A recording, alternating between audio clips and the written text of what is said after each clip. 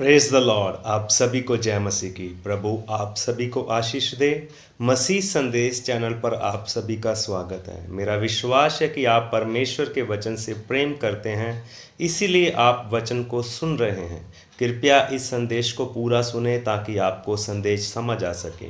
आज के हमारे संदेश की ओर बढ़ते हैं। आज के हमारे संदेश का विषय है, आपके जीवन का निशाना क्या है। जब हम फिलिप्पियों की पत्री उसका 3 अध्याय उसकी 14 आयत को पढ़ते हैं, वहाँ पर इस प्रकार लिखा है, निशाने की ओर दौड़ा चला जाता हूँ ताकि वह इनाम पाऊँ जिसके लिए परमेश्वर ने मुझे मसीह यीशु में ऊपर बुलाया है। सभी इस्राएलियों में से शायद तरसुस के साउल से अधिक किसी ने परमेश्वर को प्रसन्न करने का अधिक प्रयास नहीं किया। उसके जीवन का प्रत्येक क्षेत्र पूरी तरह से कानून के अनुरूप था। इस आदरणीय पर कोई भी आरोप नहीं लगा सकता। उत्साह से भरा हुआ फरीसी, वह एक मिशन वाला व्यक्ति था। उसका मिशन परमेश्वर को प्रसन्न और उसकी सेवा करना था। लेकिन दमिश्क की सड़क पर साउल का जीवन पूरी तरह से बदल गया। अब से वह स्वयं परमेश्वर को प्रसन्न करने का प्रयास करने की बजाय उसको जानने के लक्ष्य पर जोर देने लगा। और वो कहता है, मसीह को जानने की महानता की तुलना में मैं हर एक चीज को हानि मानता हूँ। अब पौलुस का एक नया मिशन था, एक ऐसा मिशन जो लगातार बदलती परिस्थितियों के बीच भी स्थिर रहा। इससे कोई फर्क नहीं पड़ता कि वह भीड़ को उपदेश दे रहा था या जेल में बैठा था। पौलुस के पास अब एक लक्ष्य था जिसके आगे उसके जीवन की हर एक चीज झुक गई। पौलुस मसीह को जानना चाहता था। आपका लक्ष्य क्या है? क्या आप मसीह को जानना चाहते हैं? उसकी संगति करना, उस पर भरोसा करना और उस पर निर्भर रहना। क्या आप इसीलिए मसीह के पीछे आए हैं कि दुनिया की वस्तुएं जैसे धन दौलत, ऐशो आराम, गाड़ी बंगला आपको मिल जाए? लेकिन पौलुस ने जब मसीह को जाना तो उसने फिलिप्पियों की पत्री 3 अध्याय उसकी 8 आयत में इस प्रकार कहा, वरन मैं अपने प्रभु मसीह यीशु की पहचान की उत्तमता के कारण मैंने सब वस्तुओं की हानि उठाई और उन्हें कूड़ा समझता हूँ जिससे मैं मसीह को प्राप्त करूँ। जब हम फिलिप्पियों की पत्री 3 अध्याय उसकी 10 से लेकर 11 आयत तक पढ़ते हैं, वहां पर इस प्रकार लिखा है, ताकि मैं उसको और उसके मृत्यु जय की सामर्थ को और उसके साथ दुखों में सहभागी होने के मर्म को जानूं और उसकी मृत्यु की समानता को प्राप्त करूं, कि मैं भी किसी भी रीति से मरे हुओं में से जी उठने के पद तक पहुंचूं। जब हम यूहन्ना की अंजील उसके 17 अध्याय की 2 और 3 आयत में को पढ़ते हैं, वहां पर इस प्रकार लिखा है, क्योंकि तूने उसको सब प्राणियों पर अधिकार दिया है जिन्हें तूने उसको दिया है, उन सबको वह अनंत जीवन दे। और अनंत जीवन ये है कि वह तुझ एकमात्र सच्चे परमेश्वर को और यीशु मसीह को जिसे तूने भेजा है जाने। हमारा लक्ष्य क्या है?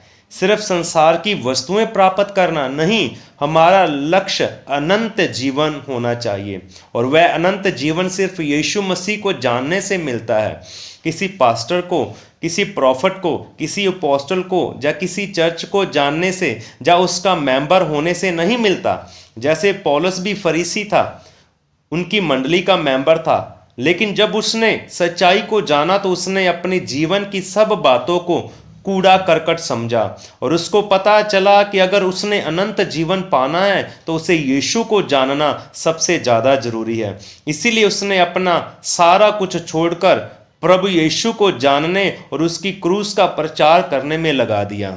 जब हम यूहन्ना की अंजील उसका 14 अध्याय उसकी 6 आयत पढ़ते हैं, वहां पर इस प्रकार लिखा, यीशु ने उससे कहा, मार्ग और सत्य और जीवन मैं हूं, बिना मेरे द्वारा कोई पिता के पास नहीं पहुंच सकता।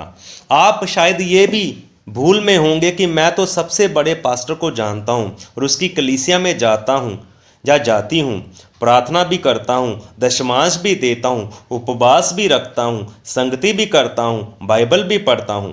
जैसे पौलुस भी इसी भूल में था और यीशु की कलीसिया को सताता था और सोचता था कि वह परमेश्वर को जानता है और उसको ऐसा करके प्रसन्न कर रहा है। अगर आपने यीशु को जानना है तो आपको स्वयं प्रभु के वचन पर ध्यान देना है, उसके वचनों को पढ़कर मनन करना है और उसके वचनों पर चलना है। जैसे यूहन्ना की अंजील उसका 6 अध्याय उसकी 63 आयत में इस प्रकार लिखा है, आत्मा तो जीवनदायक है और शरीर से कुछ लाभ नहीं। जो बातें मैंने तुमसे कही हैं वह आत्मा है और जीवन है। आयत 68 में इस प्रकार लिखा है, शमौन पतरस ने उसको उत्तर दिया, हे प्रभु, हम किसके पास जाएं? अनंत जीवन की बातें तो तेरे ही पास हैं।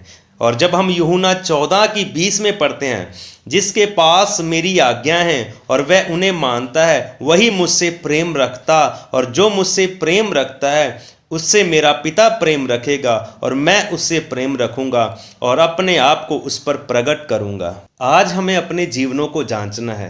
क्या हमने व्यक्तिगत रूप से प्रभु यीशु को जाना है? हमारे जीवन का क्या लक्ष्य है? सिर्फ आशीष पाना, धन दौलत पाना, चंगाई पाना?